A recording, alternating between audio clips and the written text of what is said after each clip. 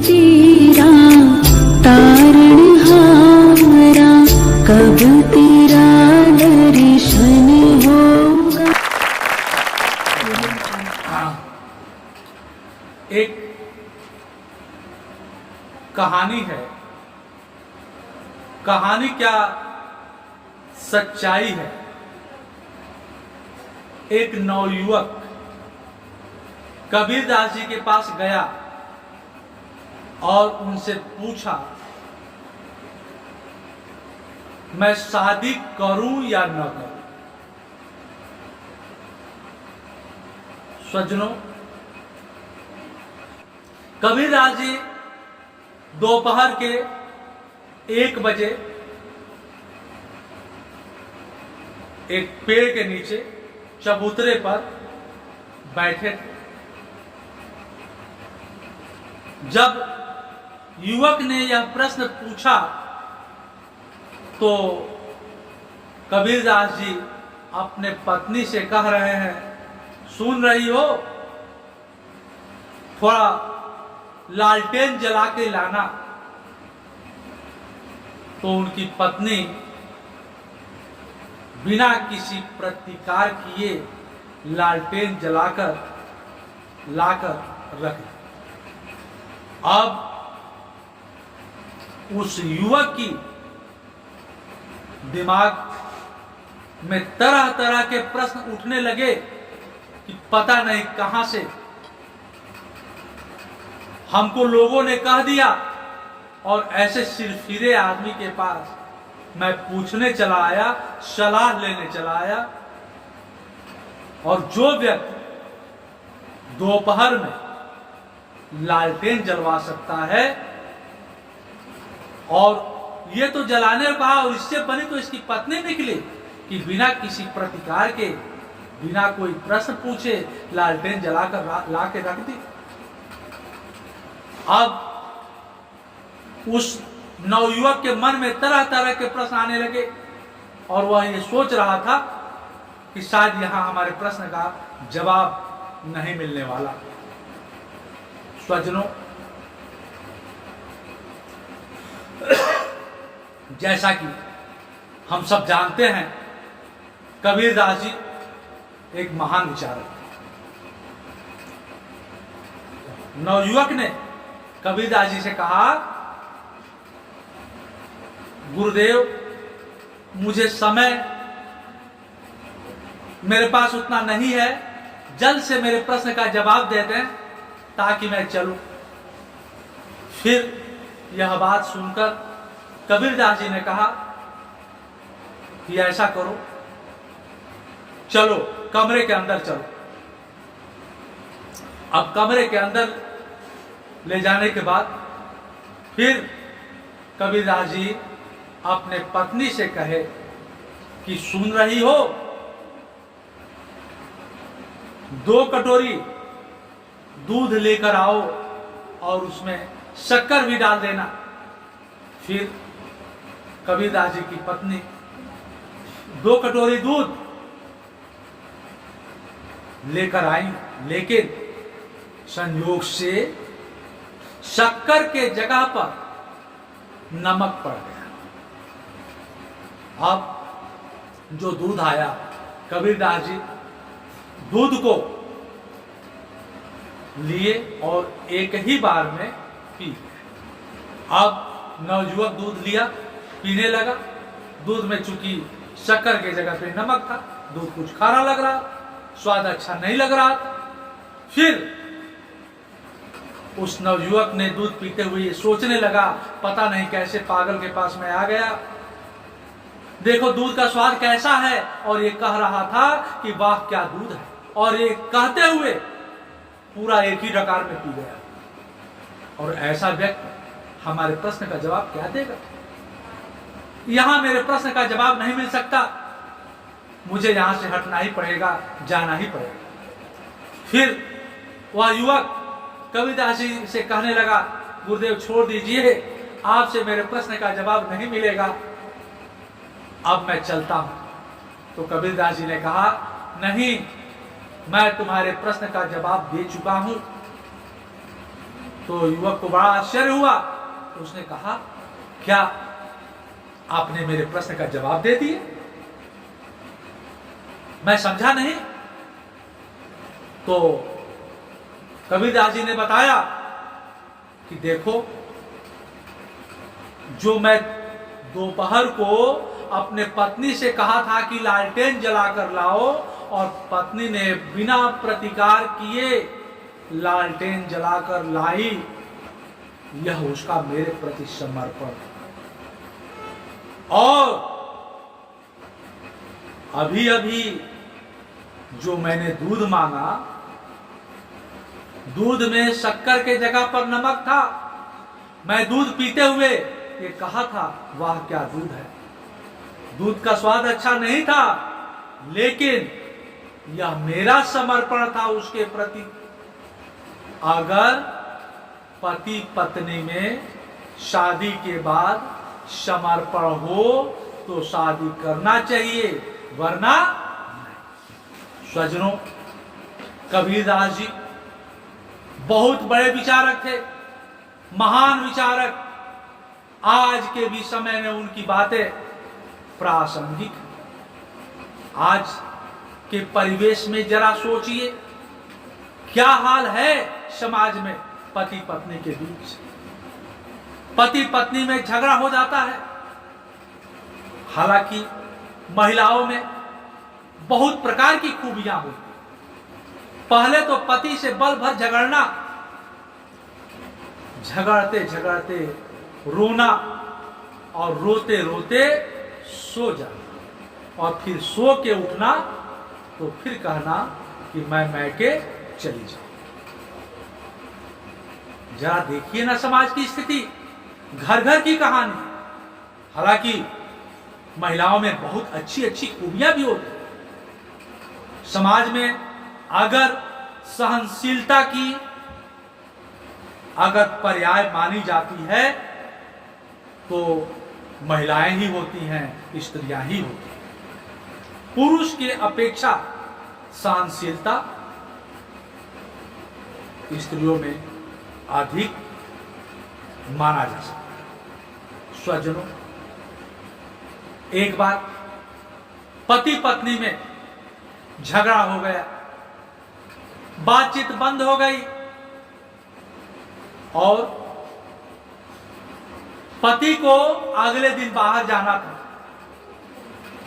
पति ने एक कागज पर एक चिट लिखा, और उसमें लिखा उन्होंने कि श्रीमती जी, मुझे कल दिल्ली जाना है, 7 बजे जगा दीजिएगा। और मेज पर चिट रख के पति सो गए। अगले दिन सुबह उनका नींद 8 बजे खुला। 8 बजे खुला, टाइम देखे, बहुत हैरान हुए, नाराज हुए, और तभी उनकी नजर मेज पर पड़ी। तो मेज पर एक चिट पड़ा था, और उसमें लिखा था, श्रीमान जी उठ जाइए, 7 बज चुके हैं। पति पत्नी का ये तो हाल है। इंडो पाक जैसे हालात हैं, फिर भी कहते हैं हम साथ साथ हैं। कबीरदास जी इन्हीं सब बातों को लेकर उन्होंने कहा था, देखिए, अगर जीवन में समर्पण है, त्याग है, तो शादी करिए। समर्पण नहीं है तो शादी करने की कोई आवश्यकता नहीं। हां, पति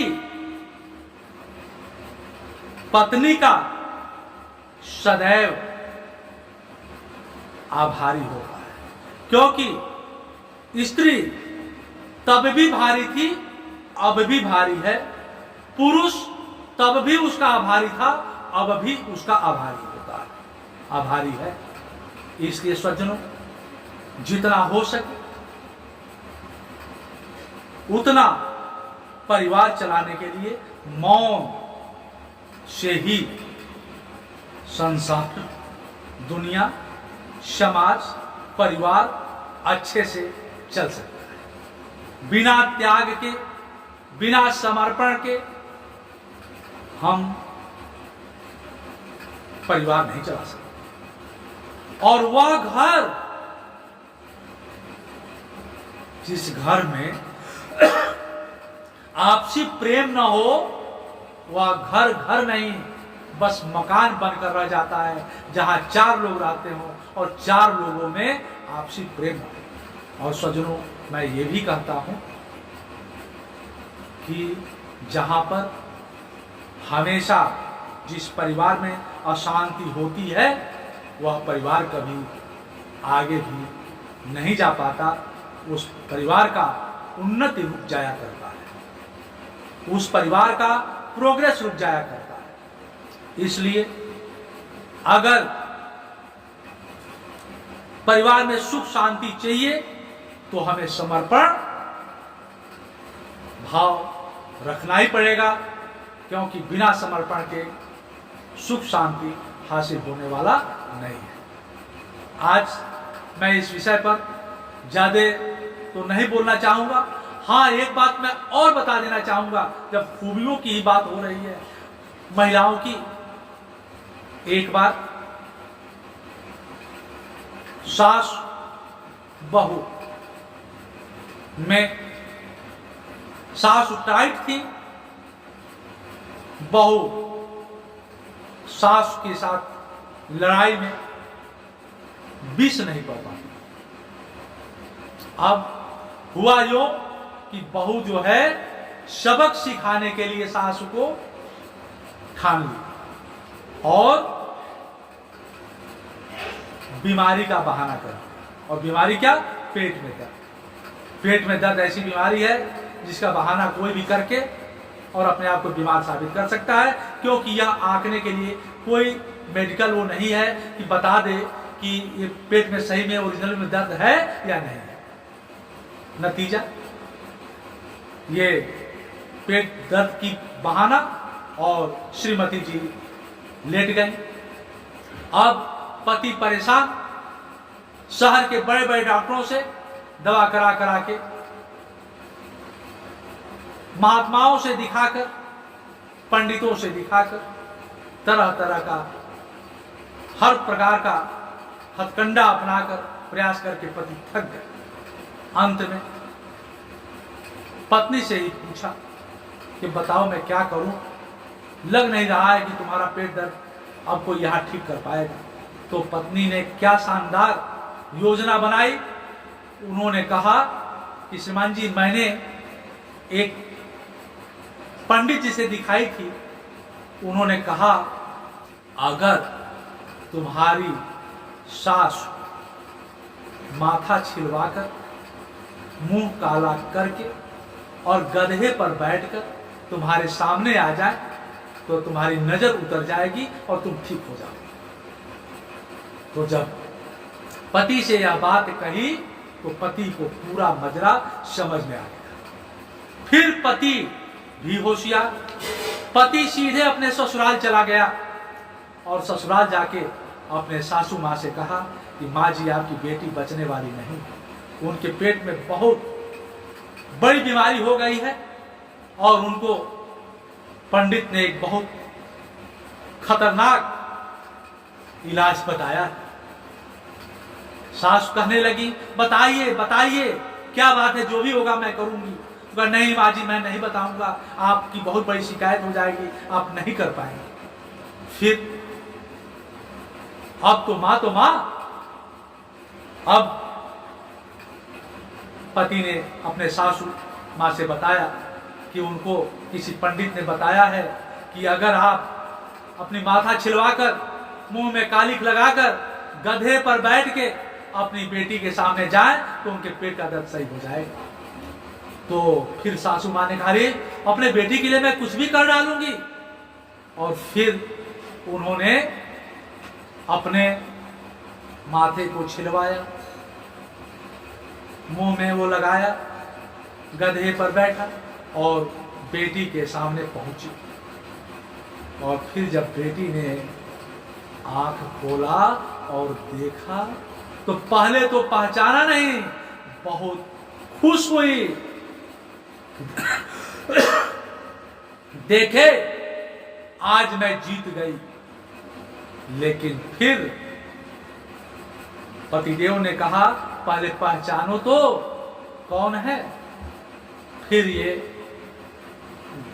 जब समझी कि कौन है तो आंखों में आंसू और सर दोनों, स्वजनों हमें दुनिया में वही तो मिलता है जो हम दूसरों को देते हैं। इसलिए ये सारी बातें एक जो इस प्रकार की किस्से होते हैं वो हास्य ही से लिए जा सकते हैं, लेकिन सच्चाई में हमें अपने जीवन में समर्पण का भाव अवश्य होना चाहिए। अगर समर्पण है तो शादी करना उचित है, समर्पण नहीं है तो शादी करने से कोई लाभ नहीं है। इन्हीं शब्दों के साथ कि हम आशा करते हैं कि आप सभी हमारे बातों को अधिक से अधिक लोगों तक पहुंचाने का प्रयास करेंगे, और किस प्रकार की बातें और भी आप जानना चाहेंगे, सुनना चाहेंगे, आप कमेंट्स बॉक्स में जाकर आप हमें सुझाव दे सकते हैं। बहुत बहुत धन्यवाद।